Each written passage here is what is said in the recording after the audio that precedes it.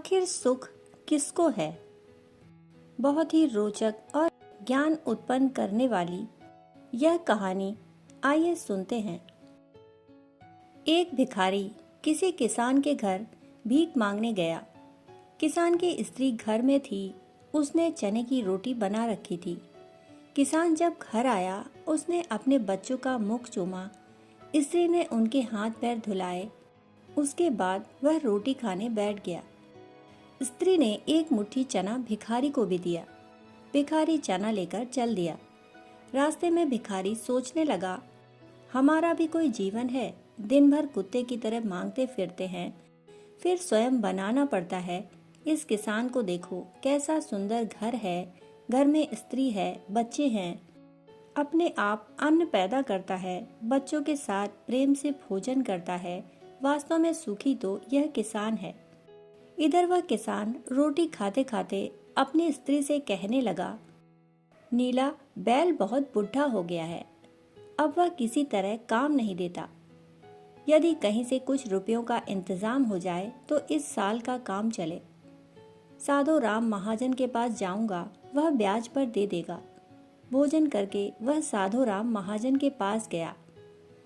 बहुत देर चिरौरी विनती करने पर 1 रुपए सैकड़ा सूद पर साधु ने रुपए देना स्वीकार किया।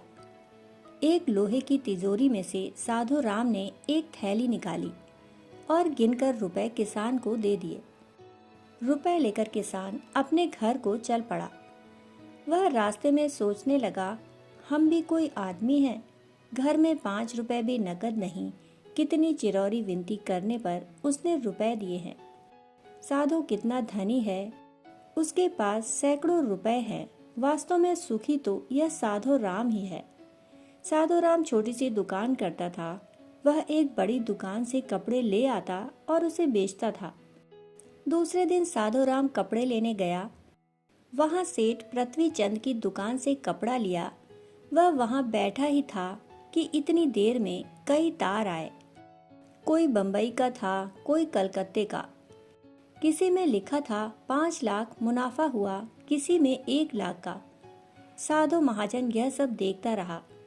कपड़ा लेकर वह चल दिया।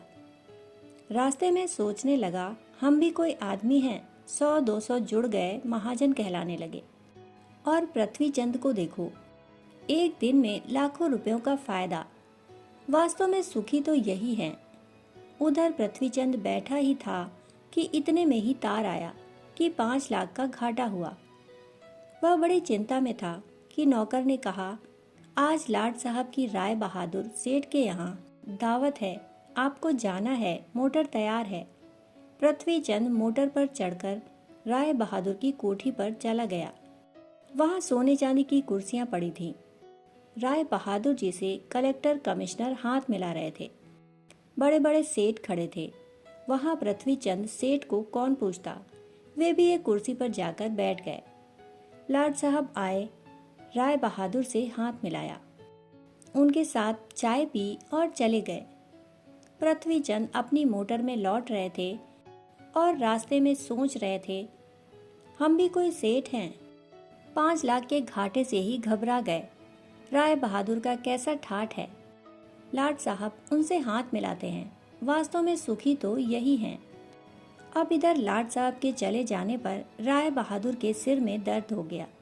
बड़े बड़े डॉक्टर आए। एक कमरे में वे पड़े थे। कई तार घाटे के एक साथ आ गए। उनकी भी चिंता थी। कारोबार की भी बात याद आ गई। वे चिंता में पड़े थे।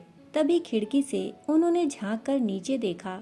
एक भिखारी हाथ में एक डंडा लिए अपनी मस्ती में चला जा रहा था।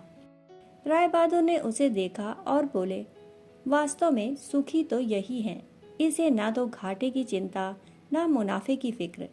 इसे लाट साहब को पार्टी भी नहीं देनी पड़ती। सुखी तो यही है। इस कहानी से हमें यही पता चलता है कि जो हम एक दूसरे को सुखी समझते हैं, पर वास्तव में सुखी कौन है, इसे तो वही जानता है जिसे आंतरिक शांति है, जिसे आंतरिक सुकून है। हम चाहे भिखारी हों या करोड़पति, परंतु हमारे मन में जब तक शांति नहीं है, तब तक हमें सुकून नहीं मिल सकता। दोस्तों, कहानी सुनने के लिए आप सभी का बहुत बहुत आभार।